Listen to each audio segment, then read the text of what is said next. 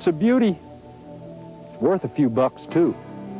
Black cherry, used in fine furniture. Look how straight the trunk is. A lot of good boards there. And look how it spreads out, like it knows it's a champ.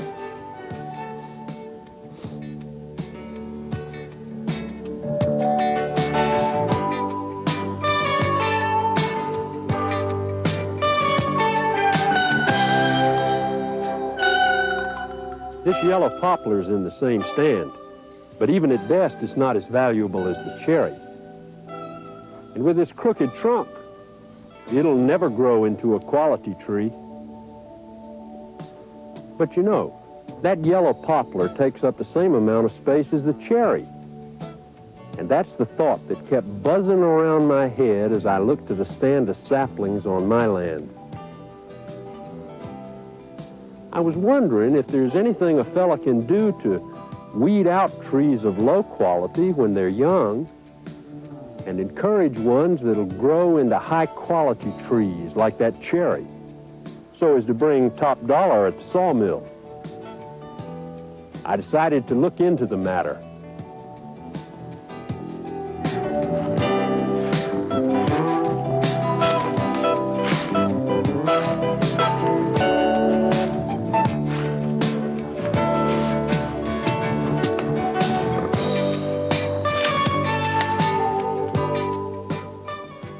First, I talked with some foresters and read some pamphlets. And I found out that you can do some things, and they do make a difference. Now, the place to begin is on your better land, where you have valuable saplings and good soil, and your labor's more apt to pay off. And the secret is to provide growing space for the trees you want. Now, what the experts mean by growing space is space in the crown so leaves get air and sunshine, and space on the ground so roots spread out and get water and nutrients. So, the trick is to remove the trees you don't want and make growing space for those you do. Now, this tree is an example of what you want to keep. It's a valuable species. It's healthy and vigorous, has a straight trunk and a good chance of increasing in grade as it grows. Trees are graded for the lumber that comes from the butt log, the lower 17 feet of the trunk, 1 foot of which is the stump. The grade depends on the diameter of the butt log, its straightness and freedom from holes and defects. To improve the grade, and thus the value of the trees in your woodlot, you need to select the good ones while they're saplings, and do a release cutting. That's what foresters call it, when you release a desirable tree by cutting away others and giving it more growing space. Look at these young pine trees, trying to grow in the shadow of these hardwoods. The pine will never amount to much unless you remove the hardwood so the pines can have growing space. And these hardwood seedlings can't get the sunlight they need because of the trees that overtop them. If you release them, you increase the growth rate of valuable trees and improve the value of your stand. Oh, I know what you're thinking. You've got the picture and you're ready to start cutting. But what do you take out, and what do you leave? Well, before you start, you need to have some guidelines so you'll know what you're looking for. The thing you're after is a desirable codominant tree, one that gets sun on its crown and on part of its sides. Then, just as important, the tree should be a valuable species, the kind that's worth releasing.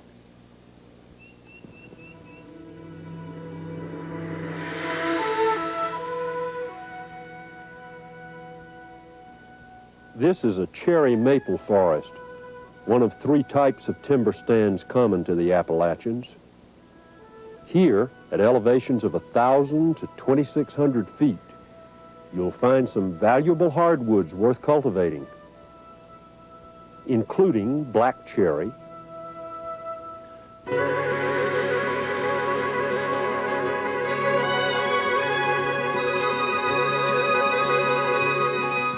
sugar maple,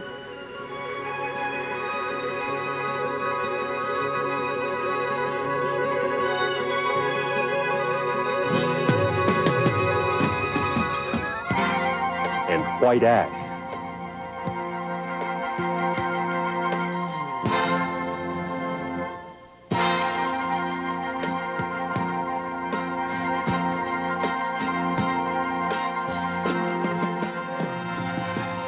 This is an oak hickory stand, found in the Appalachians on dry rocky ridges, deep coves, and well-drained valley floors. Red oak is one of the valuable hardwoods here.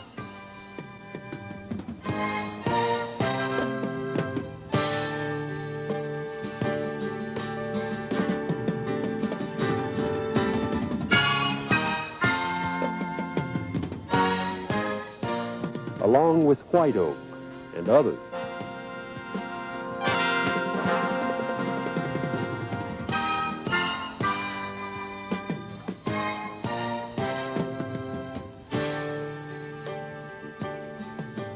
This is a stand of Appalachian mixed hardwoods, found on moist mountain slopes and nearby plateaus.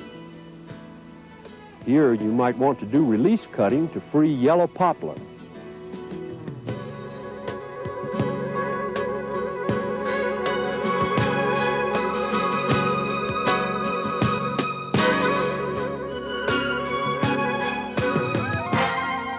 Birch.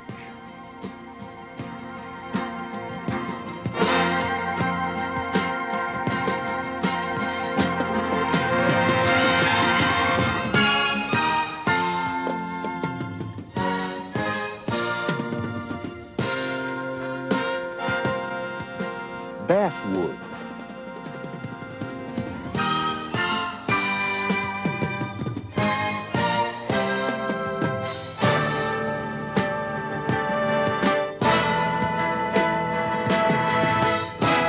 And valuable trees also found in cherry maple and oak hickory stands.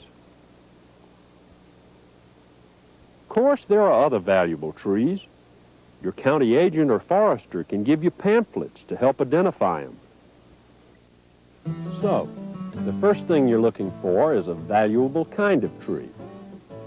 Then, it has to have good form and be of good quality. This red oak has a fork in the butt log which will never grow out. So it'll never increase in grade and should be cut down. And this red oak has a hard crook that'll never grow out, and it'll never increase in grade. This one has a soft crook that might grow out.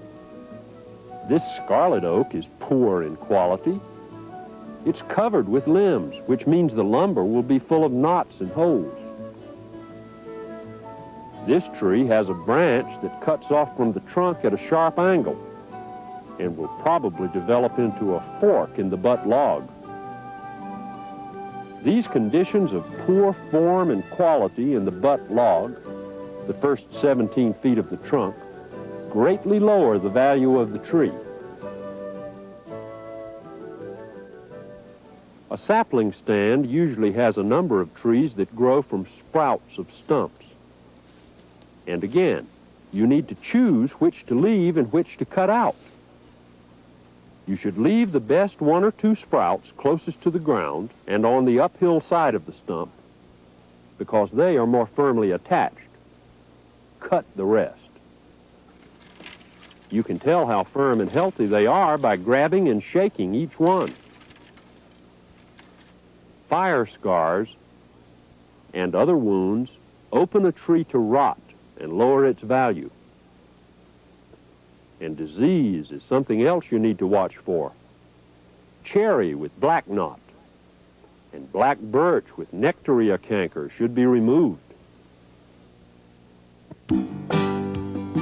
Because trees grow at different rates, you often find that desirable ones are crowded by others.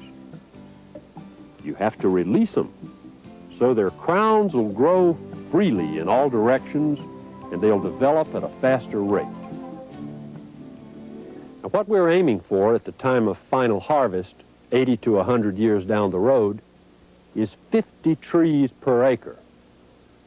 Foresters call these trees crop trees. And the trick is to select those trees when the stand is 10 to 30 years old. You should have, when possible, about 20 to 35 feet between saplings that you want to encourage, which will give you about 50 up to 100 saplings per acre that are free to grow on all sides of the crown if possible. Sometimes good trees grow close together. It's all right to select both as potential crop trees. So, now you're ready to do a crown-touching release to free the trees that are most valuable so they'll develop faster and you can get them to market quicker. In sapling stands, the first thing you need to do is flag the trees that you want to keep. Select about 100 trees per acre if you can find them, realizing that by the time the stand matures, less than 50 will remain. Hopefully, you will have sold or used the other 50 trees. And remember that a tree's crown should be free to grow. When you see two crowns touching, that's a good sign that one of them needs to go. So far, we've been dealing with sapling stands that don't have older trees left from a previous cutting. But what about saplings that are topped by old cull or wolf trees left from a previous cutting? Culls, trees that have no commercial value, take up valuable growing space, and you find lots of them on woodlots that have never been managed before. One of the best investments you can make is to get rid of a cull and make room for saplings with good potential.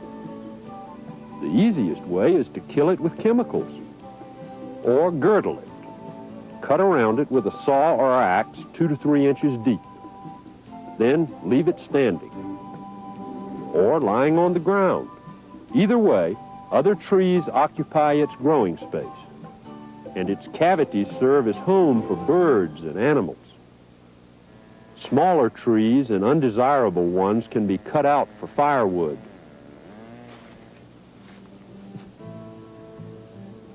When trees are past the sapling stage, like this 25-year-old pole-sized stand, the crown-touching release can be called thinning. Now, the purpose of thinning is to harvest only those trees that are interfering with the crop trees. This will allow the crop trees more growing space so they'll mature as fast as possible. Other trees may develop into crop trees. Thinning should begin as soon as trees are big enough for fuel wood or other small products. It should be repeated about every 15 years on better sites, less often on poorer ones, if the wood harvested is sold. For firewood and other needs around the home, thinning can be done more often. The spacing between selected trees depends on their age. If the stand is 25 years old, 25 to 35 feet apart, 50 to 80 trees per acre. 40 years old, 30 to 35 feet apart, 50 to 65 trees per acre. 55 years old, 35 feet apart, 50 trees per acre. Of course, you always want to cultivate your most valuable kinds of trees. But besides that, you're looking for the same thing in thinning pole-sized trees as you did in release cutting saplings. You want to select trees that have the potential for increasing in grade. You want that butt log, the first 17 feet, which include a 1-foot stump, to be clear and straight.